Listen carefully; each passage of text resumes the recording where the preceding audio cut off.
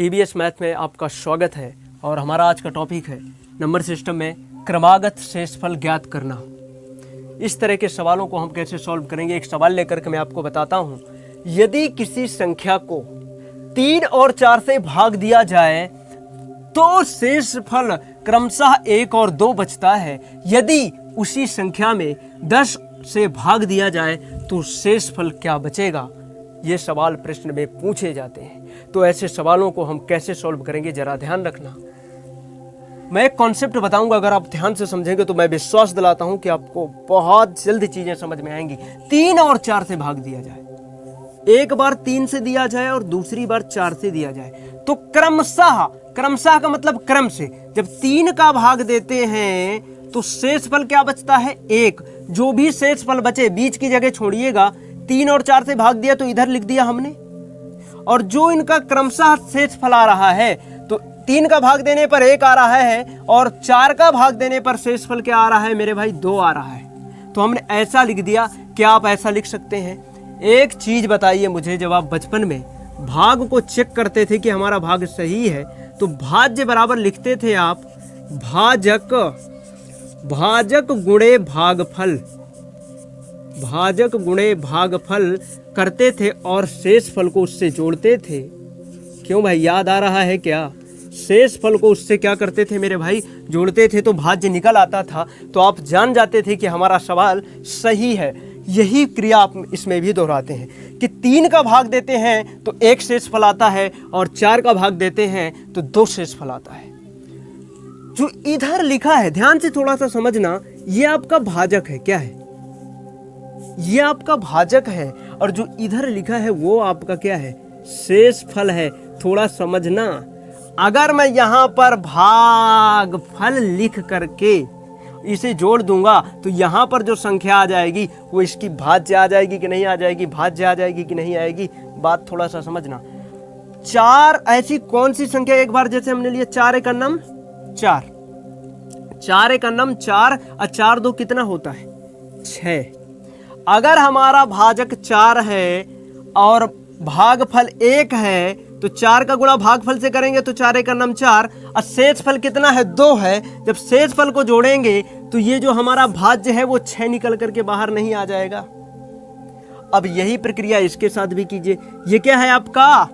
ये आपका भागफल है। भागफल में भाजक का गुणा करते हैं और शेषफल को जोड़ते हैं तो 6 त्रिक 18, यानी भाजक और भागफल। तो 6 त्रिक 18, शेषफल को जोड़ेंगे 18 कि क्या हो गया?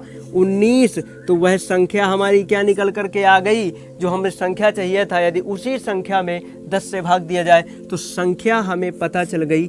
n बराबर क्या हो गया मेरे भाई? नंबर, यानी संख्या क्या हो गई? संख्या आपकी हो गई 19। अब कह रहा है यदि इसी संख्या में 10 से भाग दिया जाए तो शेषफल क्या बचेगा? अब 19 में आप लोग 10 का भाग कर दीजिए तो 10 एक अन्नम क्या होता है? 10, और 19 में 10 गया तो शेषफल कितना बचा मेरे भाई? 9। शेषफल क्या बचा? और यही हमें सवाल में बताना था। शेषफल नहीं, यही ये 9 आ गया, 9 आ गया। यही आपका मेरे भाई उत्तर है। नोट डाउन कीजिए और इस सवाल को नोट करिए मेरे भाई। इसी प्रकार सवाल नंबर दूसरा, किसी संख्या में 4 और 5 से भाग देने पर शेषफल क्रमशः 1 और 2 आता है। यदि उसी संख्या में 12 का भाग दिया जाए तो शेषफल क्या होगा? ये सवाल ने हमसे पूछ लिया है मेरे भाई। तो इस सवाल को सॉल्व करेंगे। समझने का मेरे भाई प्रयास करना। किसी संख्या में हमें नंबर पता नहीं है। 4 और 5 का तो 4 5 ऐसे लिख लेंगे आप और ऐसे बना पाएंगे क्या? 4 और 5 का भाग देने पर शेषफल क्रमशः, शेषफल तो यहां लिखा करते थे 1 और 2 आता है। अब उसी संख्या में 12। अब तो सबसे पहला काम क्या होगा? संख्या निकालना। यहां पर संख्या निकालेंगे तो यहां पर 1 लिखा करिए। बताया था कि एक बार मान लिए गया 5 एक अन्नम 5 और इसे जोड़ते हैं, जो आता है यहां पर लिखते हैं। तो 5 एक अन्नम 5, 5 2 क्या हुआ? 7। 5 एक अन्नम 5 2 7। अब इसका गुणा इधर से जोड़ेंगे तो 7 चौको 28, 28 एक 29। तो जो संख्या निकल करके बाहर आई वो क्या आ गई? 29। अब कह रहा है उसी संख्या में 12 का भाग दिया जाए। अब 29 में भैया 12 का भाग दिया जाए तो शेषफल क्या बचेगा? 12 दूनी 24। 12 दूनी 24 आया और 29 में 24 गया तो मेरे भाई 5 बचा। क्या शेषफल ज्ञात करना था हमको? शेषफल क्या आ गया मेरे भाई? 5। यही आपका आंसर होगा। इस सवाल को आप नोट करिए मेरे भाई। इसी प्रकार क्वेश्चन नंबर 3 है, यदि किसी संख्या में 2, 3, 4 से भाग दिया जाए तो शेषफल क्रमशः 1, 1, 2 आता है। यदि उसी संख्या में 12 का भाग दिया जाए तो शेषफल क्या होगा? मेरे भाई इस सवाल को ध्यान से समझना। मैंने आपको बताया था 2, 3, 4 से भाग दिया जाए, 2, 3, 4 से भाग दिया जाए तो आप ऐसे लिख देंगे और ऐसे बनाएंगे तो शेषफल क्रमशः 1, 1, 2 आता है। शेषफल क्रमशः 1, 1, 2 आता है। तो अब उसी संख्या में तो सबसे पहले संख्या निकालेंगे। इसकी संख्या निकालने के लिए मेरे भाई मैंने आपको कहा था कि यहाँ पर 1 लिखिए और इसका गुणा करिए और इसको जोड़िए, जो आए यहाँ पर लिखिए। तो 4 1 4 और 4 2 6। अब इसका गुणा करिए और इसको जोड़िए, जो है यहाँ लिखिए। 6 3 18, 18 1 19। अब 19 दूनी, अब इसका गुणा और इसे जोड़िए। 19 दूनी 38, 38 1 39। तो आपकी जो संख्या निकल करके बाहर आई, आपकी जो संख्या यन आई वो क्या आ गई मेरे भाई? वो आ गई 29। अब कह रहा है उसी संख्या में 12 का भाग दिया जाए तो शेषफल क्या होगा? अब याद रखना मेरे भाई, इस संख्या में 12 का भाग देना है, यानी कि जो 29 आई इसमें 12 का भाग देंगे, जो शेषफल आएगा 39 है मेरे भाई। सॉरी 29 नहीं है, 39 है। क्या है? 39। तो 39 में अगर 12 का भाग देते हैं तो शेषफल क्या आता है? तो 12 3 क्या होता है? 12 3 36 और 9 में 6 गया तो बचा 3। तो शेषफल आपका क्या आ गया भाई? शेषफल आपका आ गया 3। यही आपका क्या है मेरे भाई? उत्तर है, आंसर है। नोट कीजिए, सवाल को नोट कर लीजिए मेरे भाई।